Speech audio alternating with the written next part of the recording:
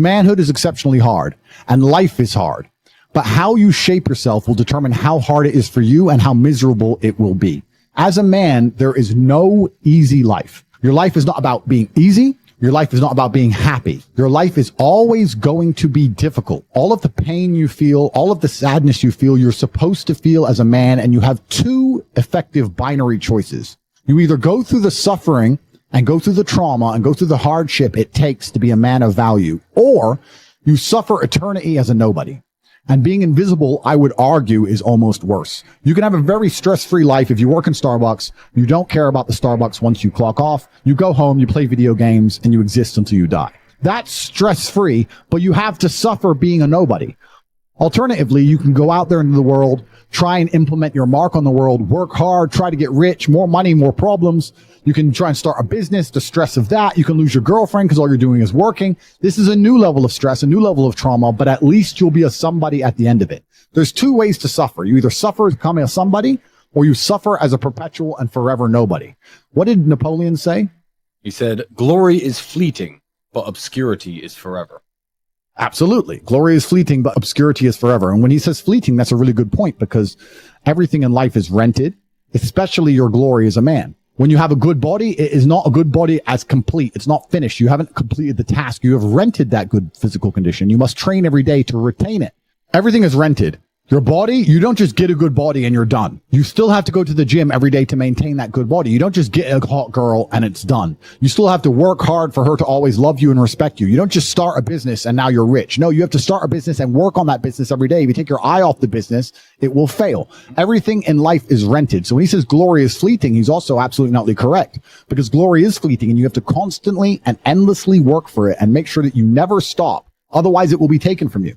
But obscurity is forever. If you never make a mark on the world, then you effectively never existed. And when you're gone, nobody will care. The reason our Father is discussed at length is because of who me and Tristan are. And the reason we will be discussed forever is because who our sons will become. And that's very important, because you have a duty to your ancestors and you have a duty to God. So you must make a choice.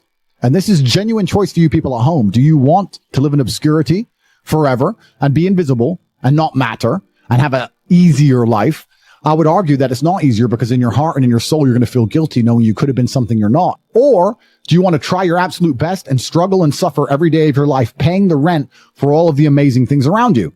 We pay endless rent. We pay rent for our bodies. We pay rent for our relationships. We pay rent to keep our kids. We pay rent to keep our business. We pay rent to keep our freedom. Every single day is work to pay the rent. It's absolutely never ending. And you have to make that choice. So if you have a pen and paper in front of you, you need to decide, do you want to be invisible with a lower rent bill, or do you want to be important and work hard and suffer to make sure that the rent is paid? It's a choice you must make, and it's binary, and you must be extremely dedicated towards the decision you finally make. Absolutely everything as a man is your responsibility. It's your responsibility to become your best and brightest version of yourself. And you're not going to do that simply by talking it into existence. You need to live it into existence. You need to go out there and do things which are genuinely difficult, genuinely stressful, which are genuinely scary, so you can become the man you want to be. So you have to take responsibility for these things, and you have to seek them and choose and find the correct difficulties for you to overcome, so you can build a character worth having. I believe that it's pain that teaches. I don't believe men especially can learn any way besides pain. We talk about learning a lesson the easy way or the hard way. And I'll tell you something. We've all been offered chances to learn a lesson the easy way our entire lives. And guess what? We didn't learn anything, and we kept doing it. It's natural, intrinsic inside of men. You'll see a man drive a car too fast and almost crash 100 times, and he won't learn his lesson until he's crashed that car. We only learn things the hard way. It's only pain that can teach a man. Every single time something bad happens to me, that's how I see it. I see it as God teaching me to make me more wise, more formidable, a more capable opponent. And that's how you have to approach life. Every single hero in every single movie goes through adversity. There's never been a hero movie where all he does is win. No, to be a hero, you have to suffer. If you're suffering in some degree, even if you're a normal guy with a normal job and you're suffering at your job, or you're heartbroken because your girl left you or whatever, if you're suffering, that's part of your hero's journey.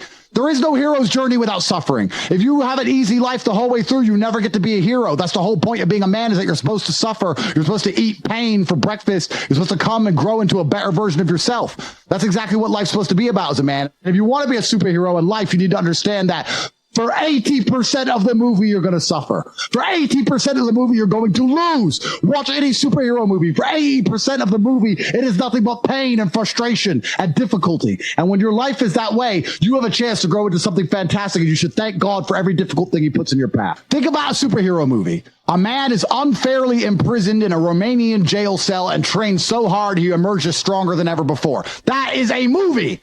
You get to live a movie as a man if all you had was some balls. We are living movie scripts. Why? Because we have bravery. Most men sit there and wonder why they're depressed because you don't get to live a movie. You're not the main character of anything. You're not even a secondary character in anyone else's movie. You're an unimportant nobody because you were afraid your entire life. You've lived like a coward your whole life. You were afraid of what might happen if you have some balls. And then you wonder why you're depressed. I'd be depressed if I was you. Of course, your life sucks. I'd rather go to jail as me than live free as you. Because when you're free, you can't even do anything. You can't go where you want. You're broke. You can't have sex. Girls don't want you. You can't speak because no one listens. So what are you free to do? You're more in jail than I ever was.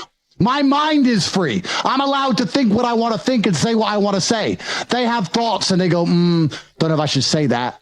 They second guess themselves. They're their own worst enemy. Every single part of me is on my team. I have enemies who want me dead. Fine. But every single part of me, my mind, my hands, my legs, every single part of me is on my team. My body doesn't second guess itself. My mind doesn't turn on itself. We don't break and self-sabotage. There's no civil wars inside of Andrew Tate. A lot of men no longer have shame. You have no shame left. You should be too ashamed to be a coward. You should be too ashamed to do the wrong thing. Where's your shame? Well, we destroy that, right? We destroy that even in schools with men and stuff. I'll tell you something. My brother can shame me into doing something. He can shame me. He can call me a pussy or a coward, and I'll stand up and say, no, I'm not, and I'll do the brave thing. Shame works for men sometimes. I say to men all the time. Men come to me and say, I can't get a girlfriend. I say, it's because you're a loser. You are a loser. Change that fact. Come to me and prove to me you're not a loser. I will shame him, and he will react to it, and his life will improve. But now we have men with no shame. They'll walk around with no shame at all, and then we wonder why we have a whole bunch of cowards. Cowardice is always the easy choice, but you should feel too much shame to take it. That's the problem. It's the path of man. It's the path of victory, and it's the only path to truth. It's the only path to genuine happiness in your heart. There's one path. There's one. There is one path to happiness, and that is masculine strength, and that is eating pain for breakfast and becoming a better person. The flavor of life is pain. You try to change the flavor, you're going to end up disappointed, you're going to end up weak, you're going to end up miserable. Accept the flavor and learn to love it. That's the only path to genuine competence and happiness within yourself as a man.